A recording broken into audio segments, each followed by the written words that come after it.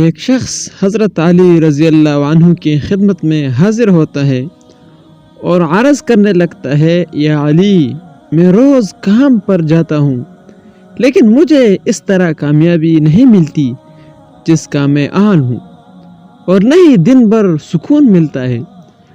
تو حضرت علی رضی اللہ عنہ نے فرمایا، تو ہر دن اور ہر کام کا آغاز کرتے ہوئے کسی مخلوق کو کچھ کھلایا کرو، دیکھنا تمہارے کام میں کامیابی اور تمہاری زندگی میں سکون آ جائے گا۔ اس نے کہا، یا علی، میرے دامن میں تو اتنی گنجائش نہیں کہ میں روز کسی نہ کسی کو کچھ کھلا سکوں۔ حضرت علی رضی اللہ عنہ نے فرمایا، کیا تمہارے گھر میں ایک اناج کا دانہ تک نہیں؟ اس نے کہا، یا علی، میں دن میں 2 یا 3 مرتبہ کھانا کھاتا ہوں۔ حضرت علی رضی اللہ عنہ نے فرمایا کہ اس کھانے میں سے ایک اناج کا دانہ بھی نہیں نکال سکتے؟ اس نے کہا، یا علی، ایک اناج کے دانے کی کیا اوقات ہے؟ تو حضرت علی رضی اللہ عنہ نے کہا، یاد رکھو، یہ ضروری نہیں کہ تم اپنی وسعت سے زیادہ دو، لیکن جو بھی دو وہ خلوص کے ساتھ دو۔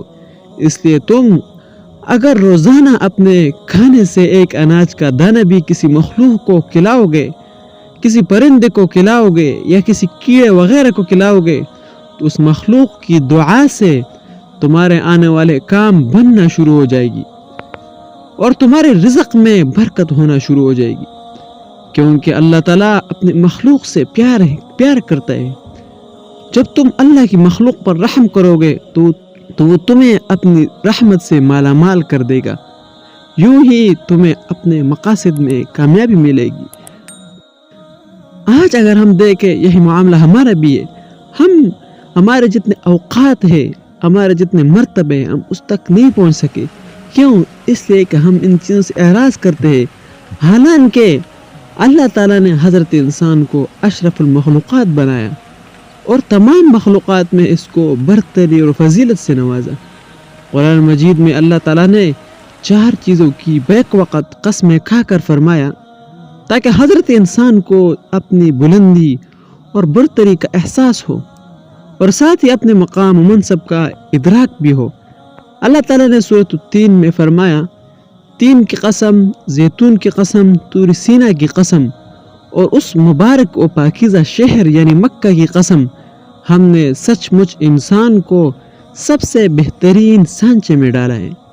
اللہ تعالیٰ نے صرف انسان کو بہترین سانچے میں ڈال کر خوبصورت ہی نہیں بنایا، بلکہ انسان کو اس کائنات کا تاجدار بنایا اور ہر چیز کو اس کے لیے مسخر بنایا، اس کی خدمت کے لیے بنایا۔ لیکن ہم میں اکثر لوگ یہ شکایت کرتے نظر آتے ہیں کہ ان کو اپنی زندگی میں کامیابی نہیں ملتی جس کے وہ اہل ہوتے ہیں۔ تو اس کی کیا وجہ ہے؟ سب سے بری وجہ یہ ہے کہ ہم مخلوق خدا سے اعراض کرتے، ان کو کچھ کھلاتے بھی نہیں ہے، پلاتے بھی نہیں ہے۔